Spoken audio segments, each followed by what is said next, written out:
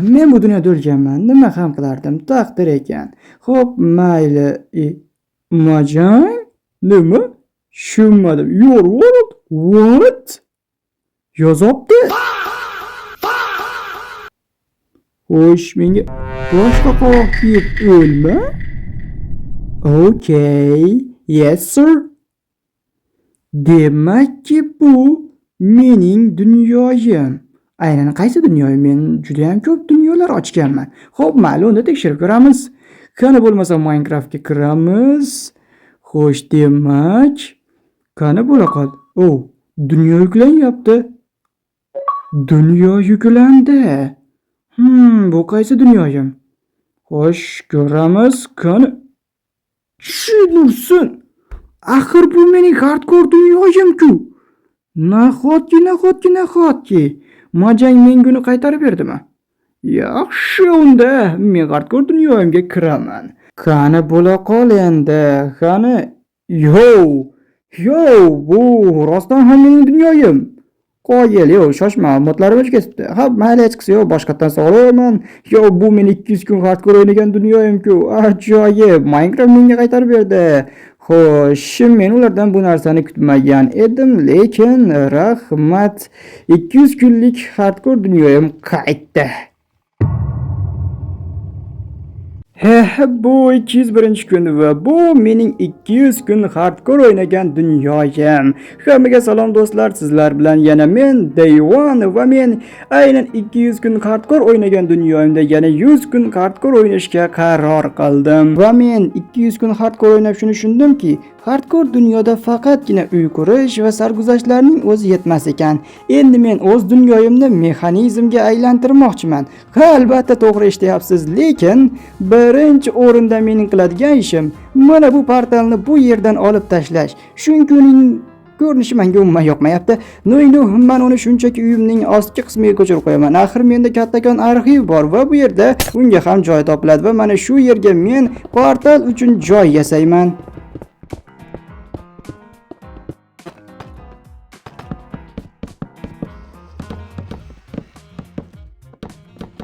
Xo'sh, bu yerda endi o'z joyini topdi, lekin men endi menimcha bu yerga kirishga erinchoqlik qilsam kerak, chunki u yer ostida joylashgan.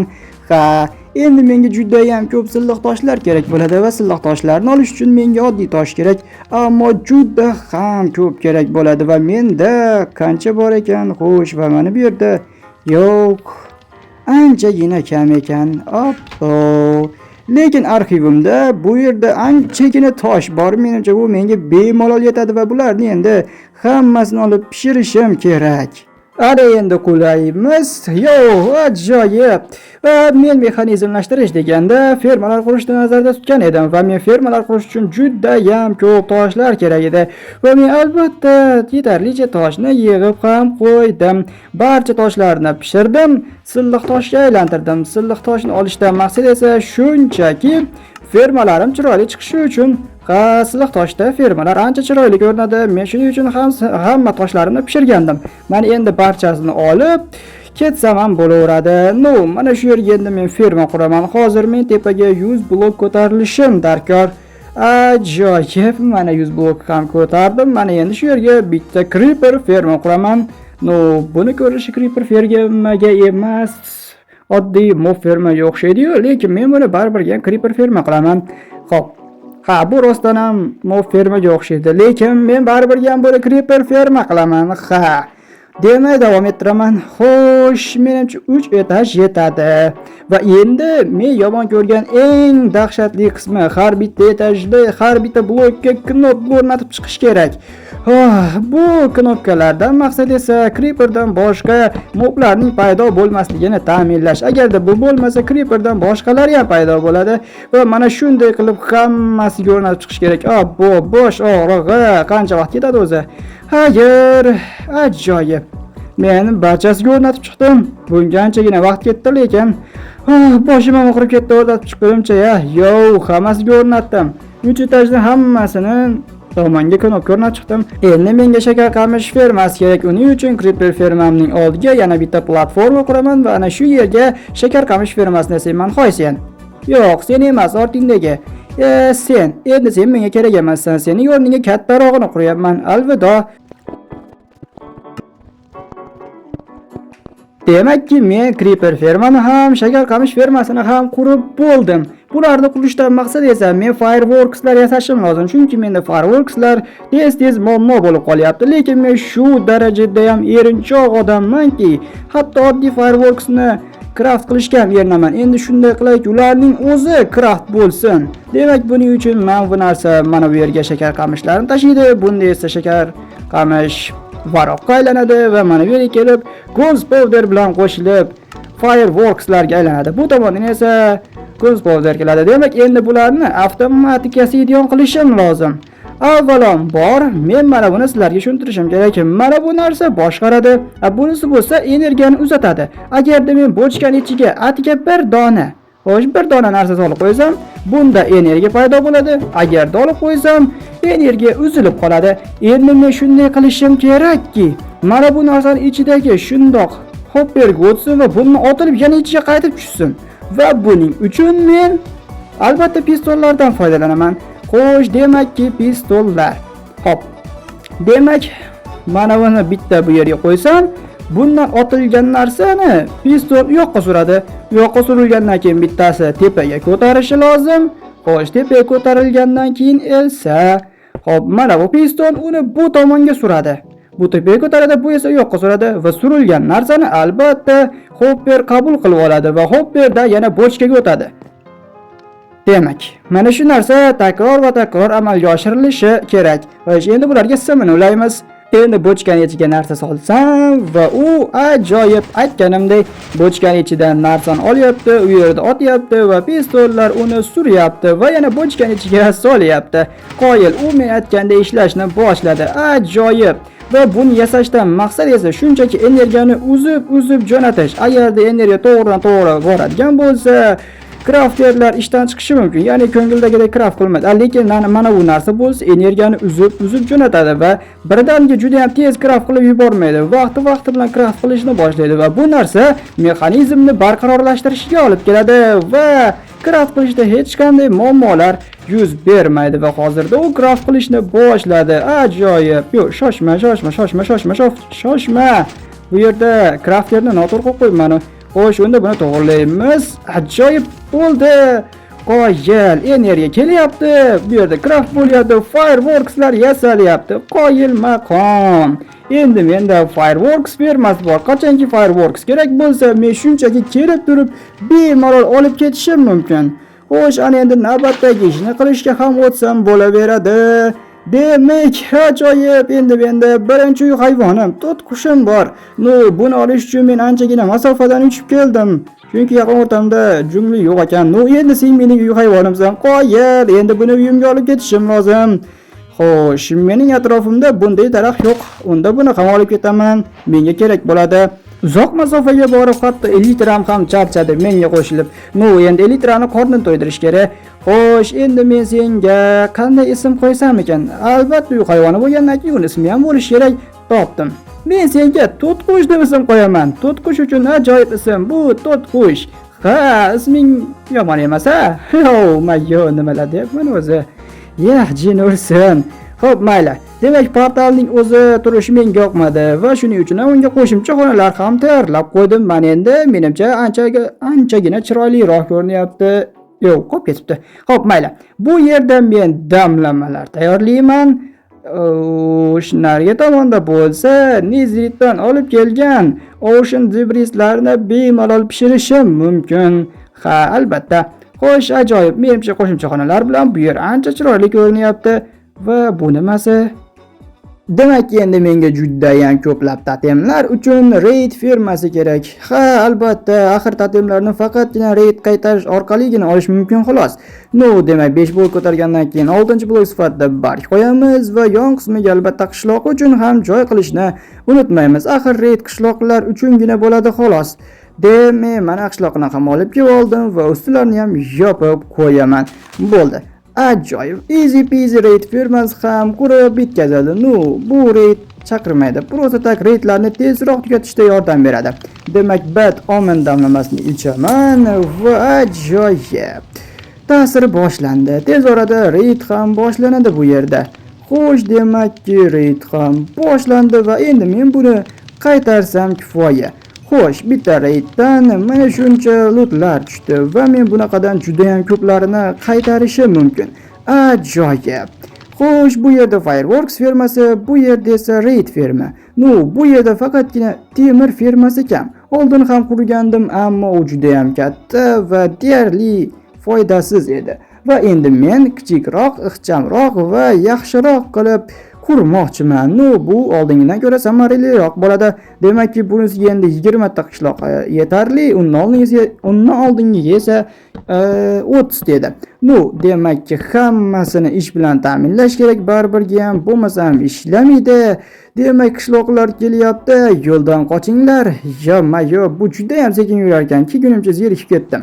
Demak, endi pastga tushirib olsam bo'ldi. Xo'sh, qani pastlachi, qani bo'l, pastlasanchi endi. Xo'p, mayli, unda o'zim pastga tushaman. Demak, qani sekin-astalik bilan yo'q, bo'ldi. Ajoyib. Demak, endi bularni joyiga sovarsam bo'ldi. Yaxshi bor arvoh. Rahmat. Demak, endi pastga tush va mana bu nonni olib ko'payishni boshlaring. Menga sallardan 20 tasi kerak bo'ladi. Endi qapog'ini yopib qo'yamiz. Ajoyib. Endi sen menga kerak bo'lasan. Men ularni qo'rqitib turgani. Xo'sh, demak, mana bu yoqqa kelchi qani. Qani? Jin ursin.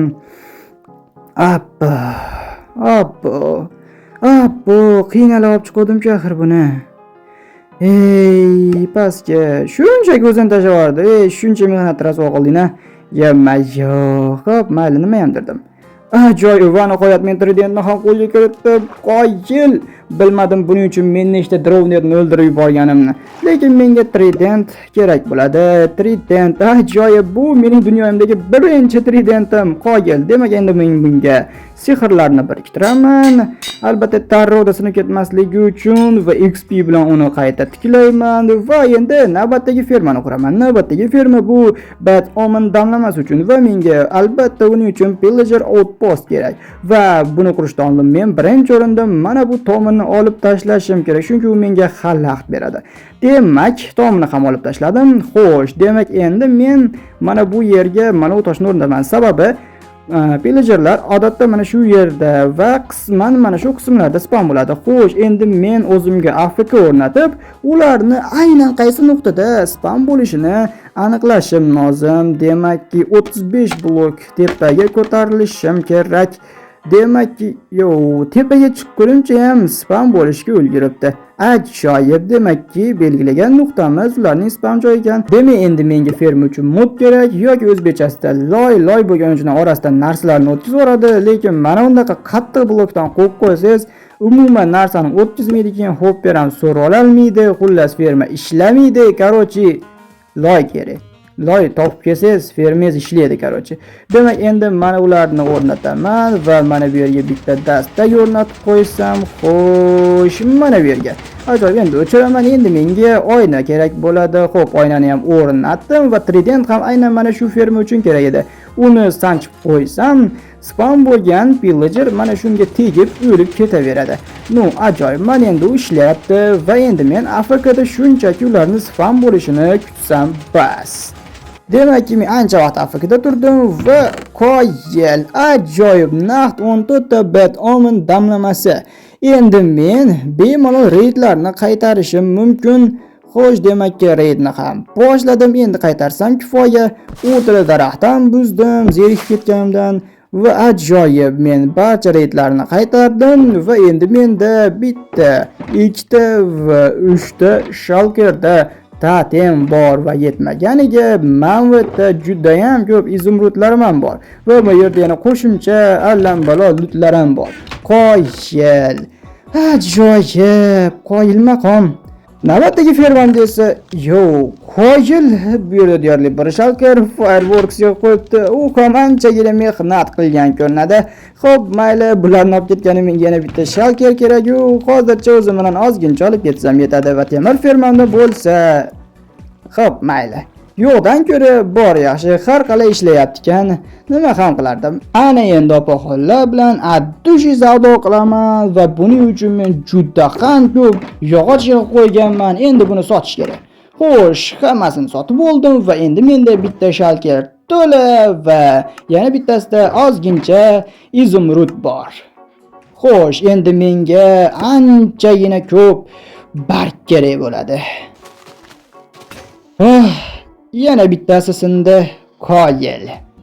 Ajoyib, men va nihoyatda 3 ta shalkerni bargga to'ldirishga muyassar bo'ldim, lekin bu vashiyat oson bo'lmadi umuman. Men shuncha bargni nima qilaman o'zi? Albatta men bu barglardan kattagon devor quraman va devorda nima maqsadda qurayotganimni qurib bo'lganimdan keyin aytaman.